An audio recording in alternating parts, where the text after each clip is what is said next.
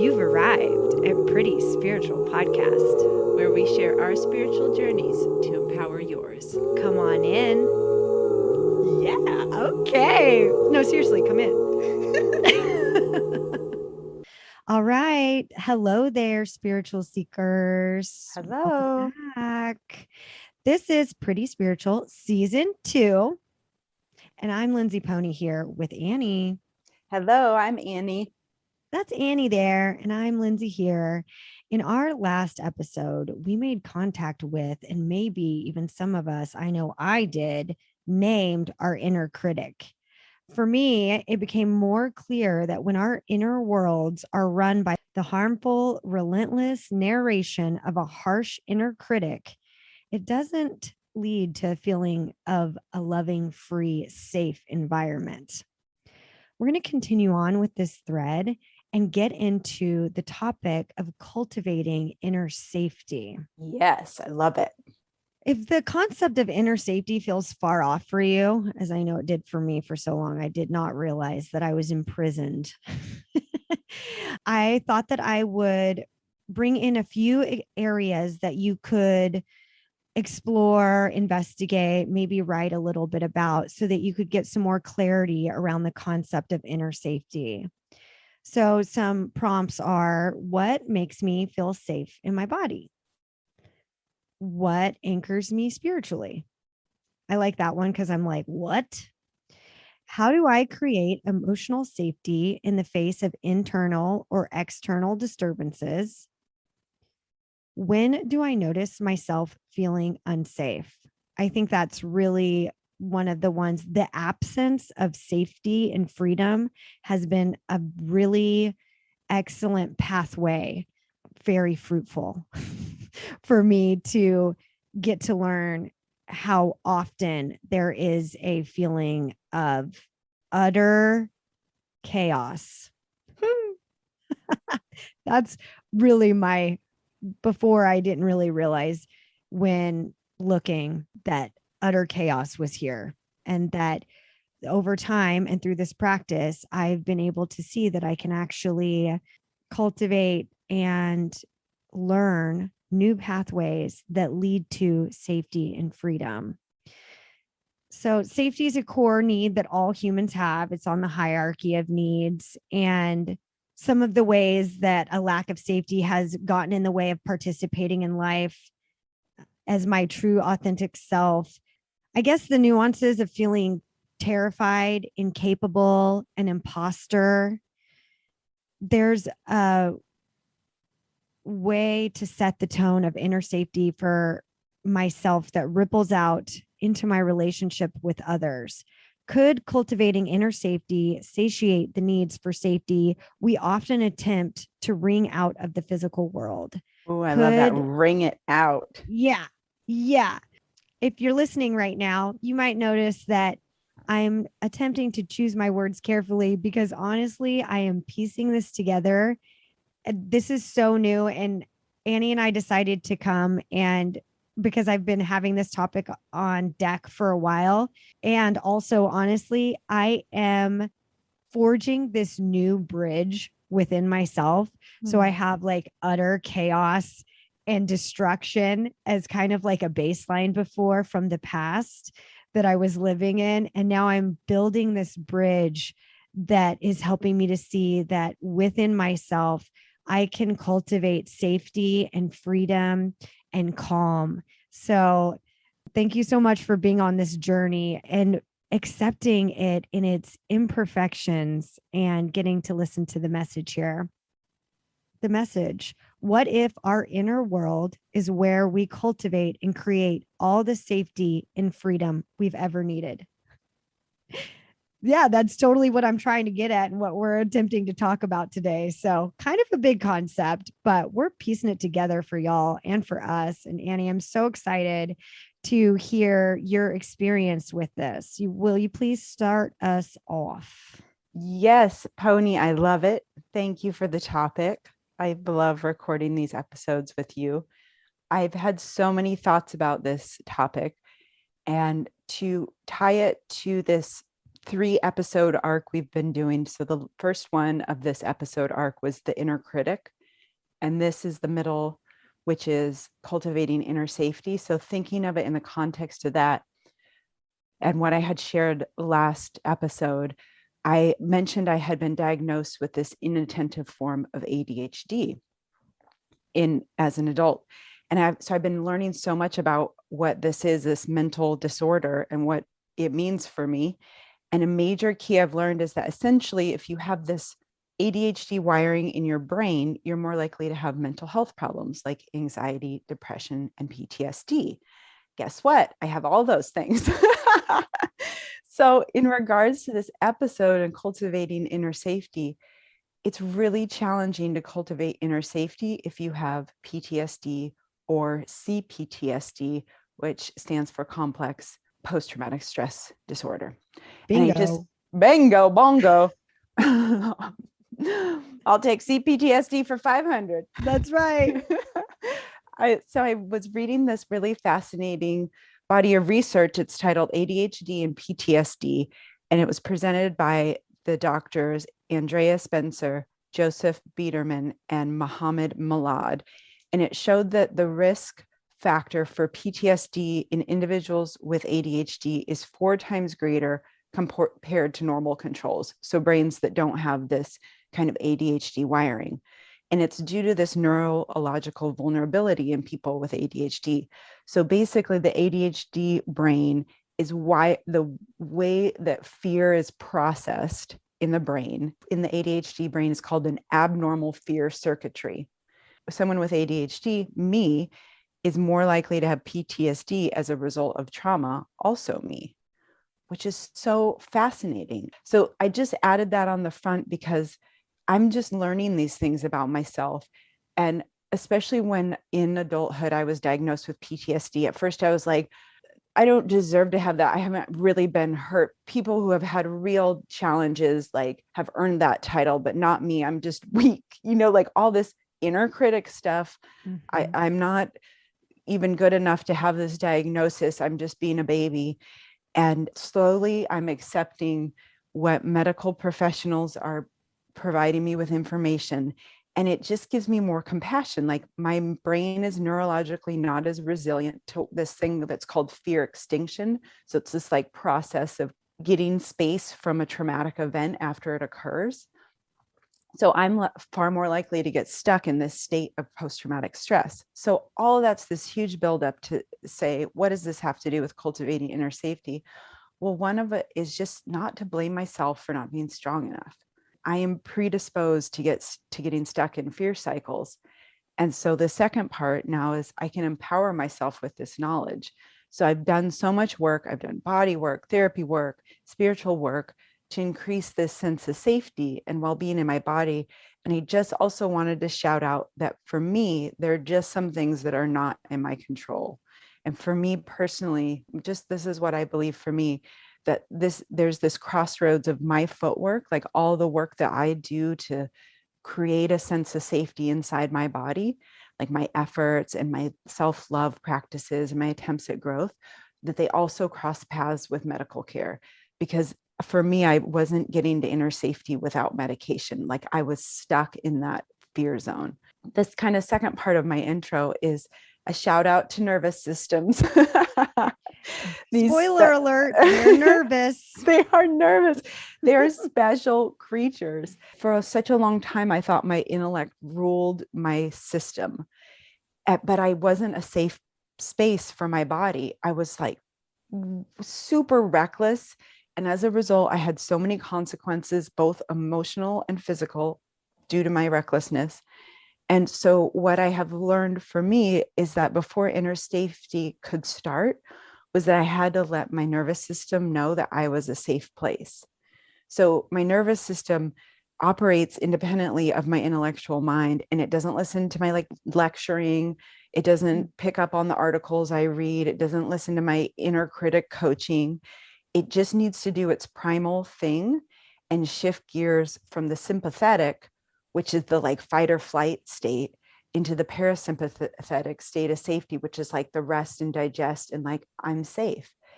So my nervous system had to learn over time that I'm not going to leave my body passed out on a lawn or in a car with a stranger, that I'm not going to drive drunk.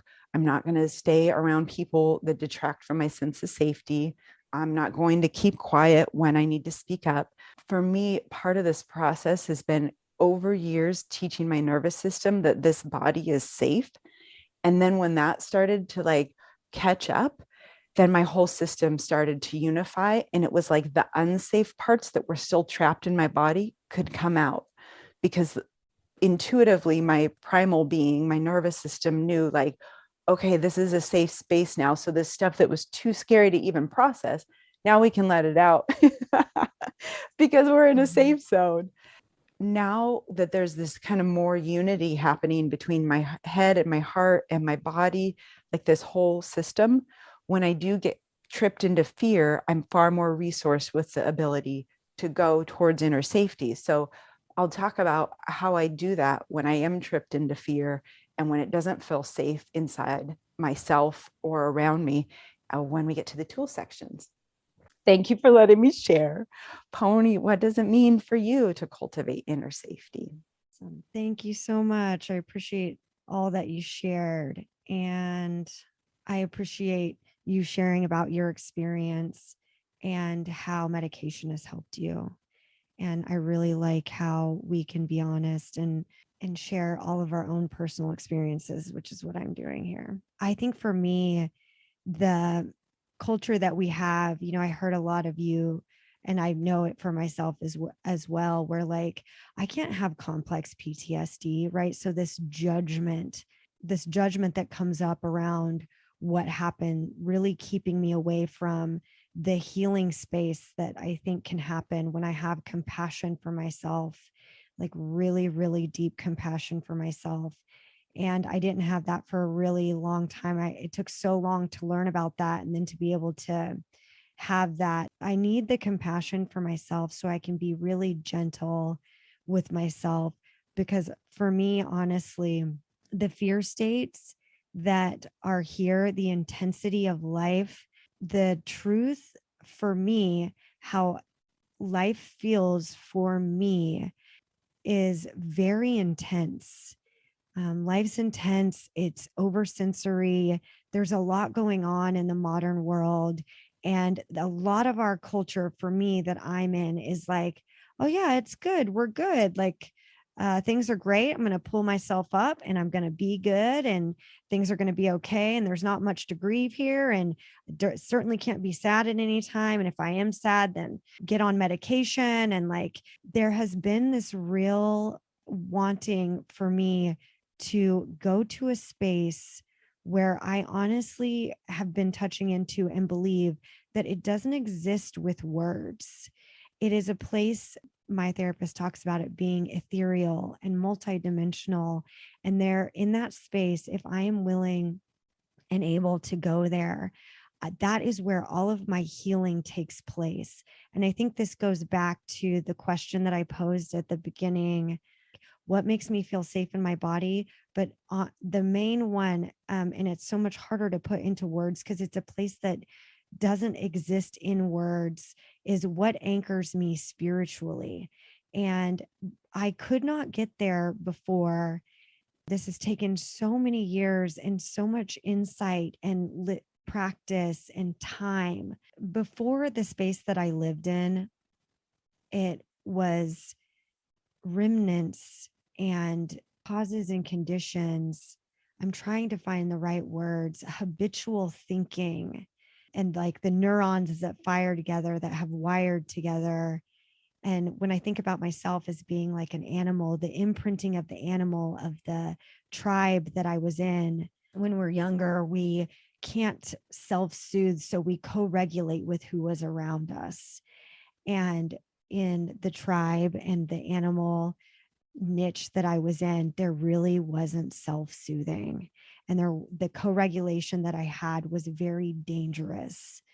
And it worked. The aggression worked and the controlling worked and the habitual mind states it worked enough to be able to navigate this modern physical world enough, I guess. It left me with complex PTSD also. And that is the truth and the logic and the words of it. But when I go into this space where I don't judge it and I say, okay, my nervous system is flipped and has been flipped into a state of fear, panic, hypervigilance, and waiting for the shoe to drop. And that is what my past self has been living. And not only that, it's my current self still lives in that state. So Annie, when you were talking about like my body, that's also this space, like the logical thinking part. I can do all the therapy and all the things and all the work and all of the backlogs of like what happened in writing, but it's within my body, within this space that I go to, where I can get it to get slow enough and get calm enough. And this very first happened many years ago in therapy, where I went and I touched each part inside of me and I turned off the alarm bells that had been ringing. That makes me really tender to remember. And that was a while ago, and I'm still in therapy. And it's so cool to get to go to all of these different spaces inside my body and create this safe space to see. A lot of it before is like the backlog of going and being in these areas in my body to see where it didn't feel safe, and to be able to go and tend to those areas and see that I can hold and be with those areas now. And so we're moving closer and getting into the tools, but what I really wanted to do was kind of paint a picture of the past and how I was able to see that my nervous system and the world and all of these causes and conditions working together, and it really running and humming, and I didn't really notice, and I just kept kind of propping myself up and being in this habitual state of like controlling and being really aggressive without knowing it, because that's what got things done in the sense. And so when we get into the tools, I'll talk more about, surely there's some tools in here about how I've been cultivating inner safety and what that looks like more. And I'm going to welcome Annie in, and Annie's going to kind of bring us more into some tools in her area, and we'll just keep weaving this safety blanket together. Ooh, I love a safety blanket. Yeah. I have 3 tools I want to share, but I had this light bulb happen when you were sharing, Pony, that as we're chatting, I'm realizing, wow, we have been talking about the inner critic. And also we have been using our inner critics to try to manage this animal part of our nervous system that couldn't cope. Mm-hmm.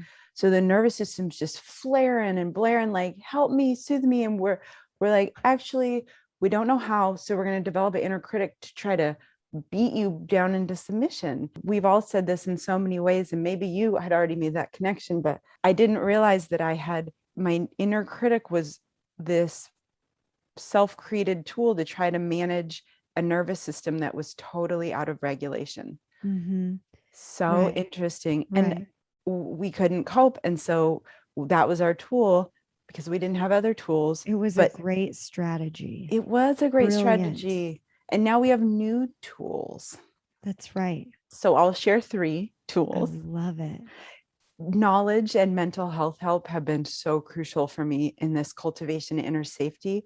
There was this time I was so disconnected from my body. And I don't just mean like my arm and my leg. I mean like my body's actual needs and my nervous system's behavior. When I started working with a somatic therapist that I still work with, who helped me slowly start to be able to put the fragments of myself together, just like baseline, what she started teaching me and what I can still come back to, and I have to use all the time, is listening to my body cues. So that's my first tool, is listening to my body cues to cultivate inner safety.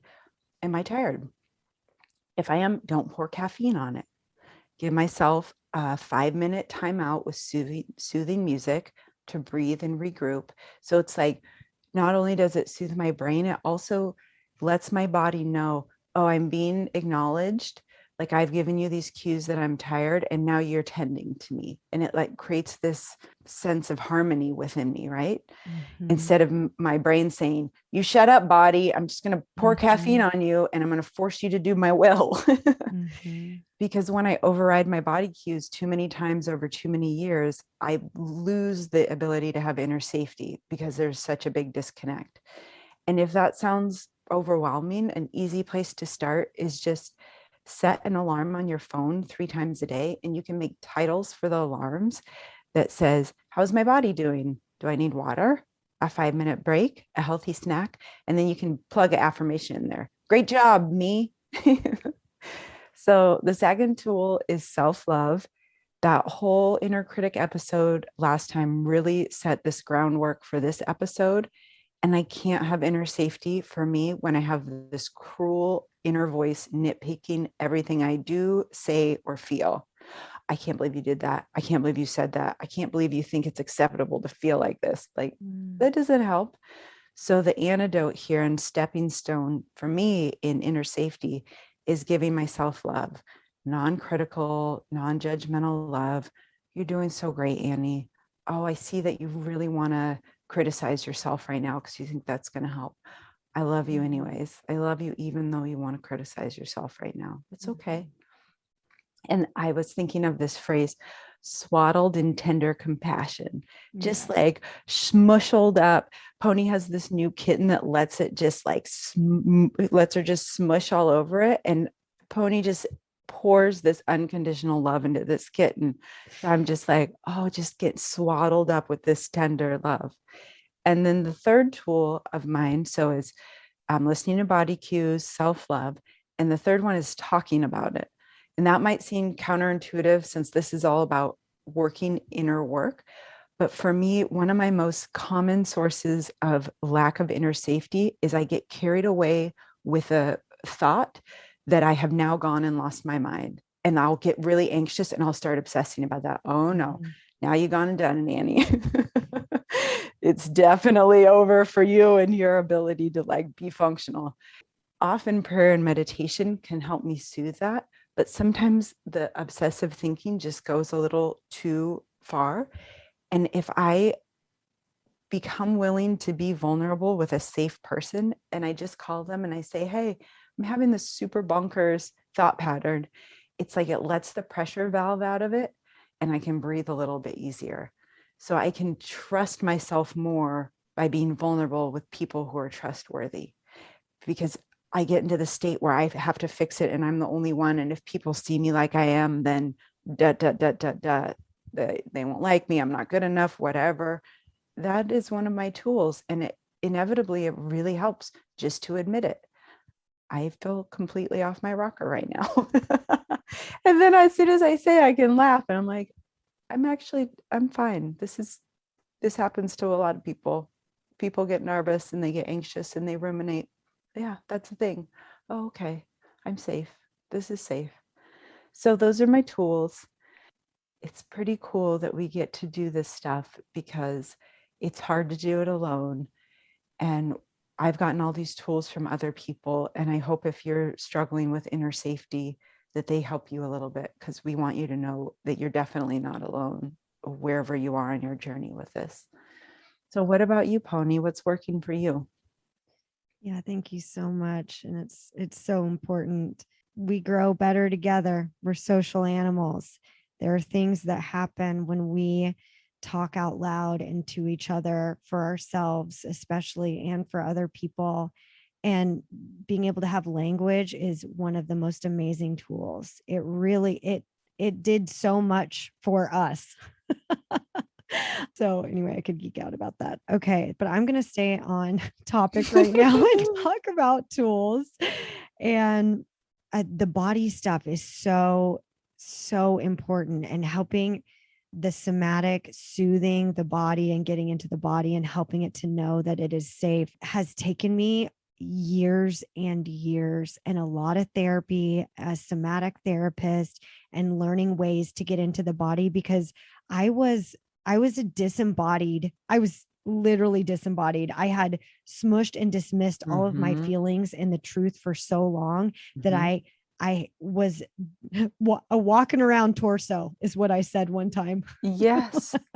Like being willing to and learning how to get into the body and melt the iceberg is what we call it, because we've been frozen in fear and without our feelings. And so it takes time to melt, to thaw. And so my main tool is a lot of loving, encouraging patience for yourself. I want to start there because just like Annie was talking about, when I am beating myself to try and be a better person, I can't heal. I cannot get to the space that can be my own self healer when I am so busy berating and hating myself. It's just a misguided strategy. And I'm so grateful and thankful to be able to see that and be able to see it in the moment when I can. And, just talk to Bartine and be like, all right, sweetie, I hear you. I'm going to give you another job right now. One of the things I really like, so this like gaining self-awareness and getting self-awareness is a practice. It's not like we arrive there or we have it. I'm not sure if I shared this on the podcast, but it's Groundhog's Day, it's like spirituality edition. Every day I forget that like I got to check in with myself and like get into my body and go into this other space that's not this material world. It's just, it's ridiculous in words, but let's just say we're on board. Okay. We are. We're on board, and let's say that we've finally gotten over being really cranky and aversive to meditation. And so what I've been doing lately in meditation, instead of thinking I need to just sit there in silence, is I've been using it as a self check-in, self-awareness. And that's another thing. This is what I want to talk about. Before, I had this real something from my younger self told me that I needed to be okay at all times. So I just never check, even to inquire about myself and if I was okay may mean that there was something that wasn't okay. And that was an issue. And it kept me from doing self check-ins. I just needed to be okay and I was okay. And that really set me on this path of being really unaware and really disembodied. And it is a painful place to be. So bringing in self-awareness check-ins, like Annie was saying, it's portable. You could do it anytime. I love the setting a timer.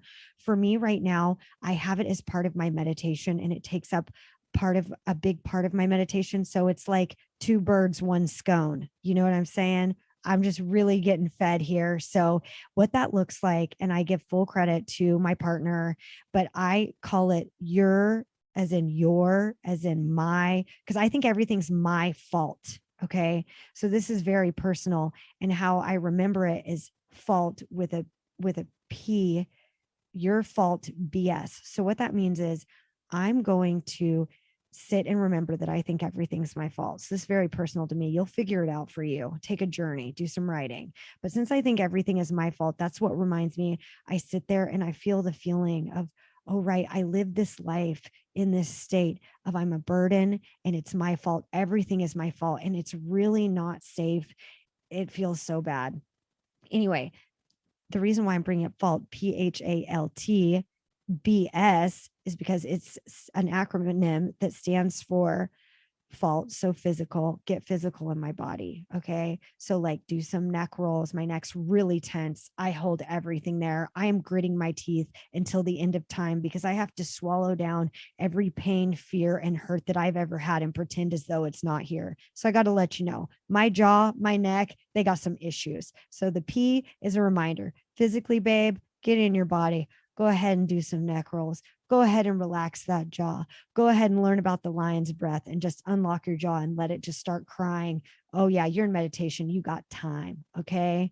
So then I'm going to move on to, so it goes from fault BS, because it's my fault, which is BS. So P to H, which is hungry. Am I hungry? Remember, you need a snack. You need to feed yourself appropriately. If you don't, then you're going to be ravenous. And people, you're just, for me, I'm an animal and I'm hungry and I'm going to attack. So it's good to check in about hunger and feeding myself appropriately, which is a whole other topic.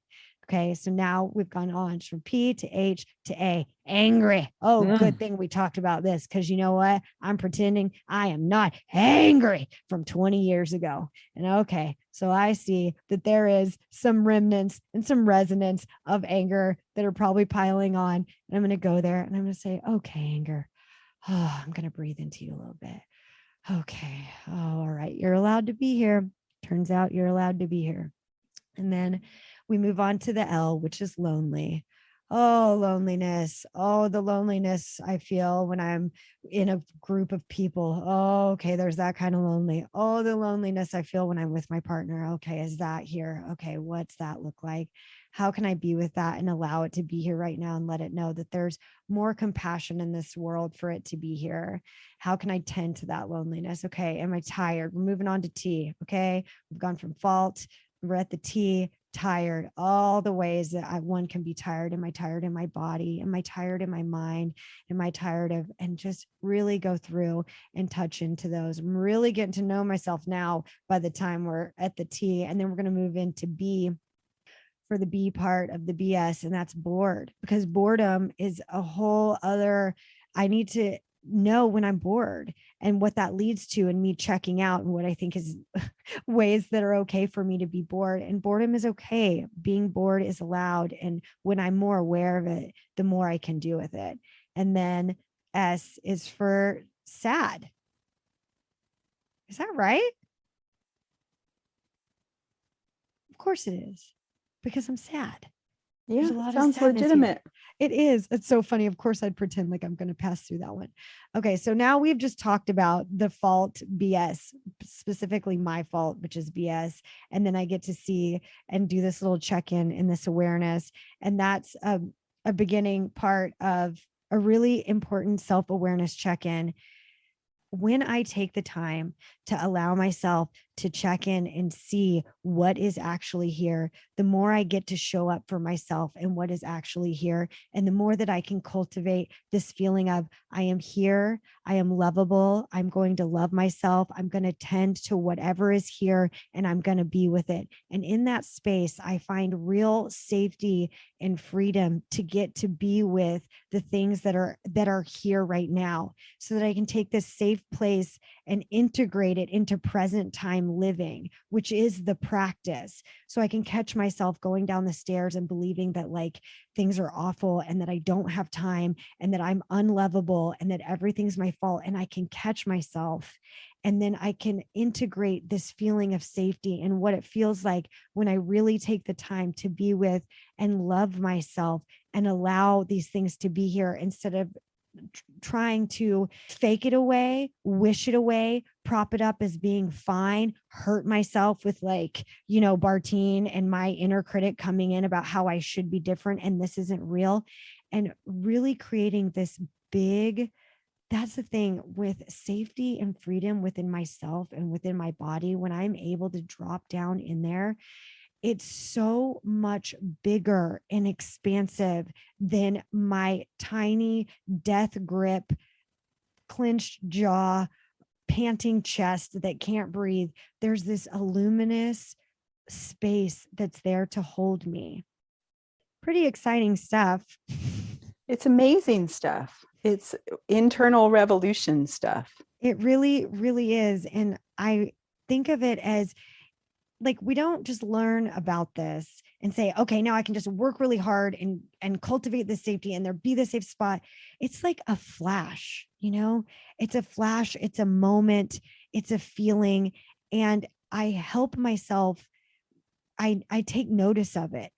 I notice, oh, that is what that felt like when I felt really safe there. And then I bring it in and I let it wash all over my body. I bring it to every cell of my body. I sit with it and I let it come through, or I stand with it. I'm like, oh, I know the feeling of fear and terror and, even just general malaise. I know that feeling. Can I bring in this comfort and safety and let them let it be a safety blanket, this quilt that I'm building piece by piece, that one day I honestly believe I'll really get to lay in and with it, even in the face of calamity.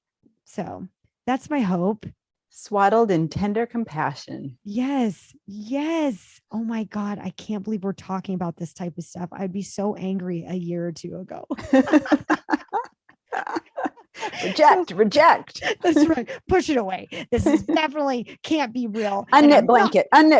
That's right. I'm not going to try it. And now I'm like, ooh, may I borrow one's blanket? Yeah. This is here for all of us. So thank you so much for joining us. Yes, we love you. If you love us too, please rate and review us on the platform you listen on, and follow us on whatever platform that you're listening on. And we spend most of our interaction time is on social media. So seek us out there and we can connect, and it's really fun. Yes. And you can always use the greatest thing that we can ever do is to tell someone about us. That is real. If you feel it's useful, you don't have to do that. You'll know the right people. You'll know. And we all want to be together. And Annie has been doing all of our social media. And I just want you all to go and send her a beloved note, because I have been doing such internal work that right now it's not safe for me to be on social media. But I promise one day I will come back and do work. This is really important and takes a lot of work. And Annie has been doing so much of it. And if it wasn't for y'all's, as I would say, if it wasn't for y'all's comments, I don't know if I could keep doing this. So I'm really grateful to Annie and to all of you, how we grow and learn together and get validation and be heard. We all need it. So yeah, we do. Thank you all so much. Yeah, and exciting. So this is the second in a 3-episode arc. So Pony, why don't you say what's our next episode about? Yeah, our next episode is we're going to really get into the projection. I have it written on my mirror as projection reflection. So I don't know how that's all going to play out, but I do know that I do so much projecting, and my internal environment I project onto my external environment, and it's really cool to explore and confusing, and I thought we should all just try it together. Absolutely. And I love how I love how it builds on the inner critic, inner safety, and then projection, and how all three play together, how we can untangle those three and maybe have some freedom. Yeah, we could dismantle and rebuild, renegotiate. I love it. Let's try it. Awesome. Thanks everybody. Bye. Bye.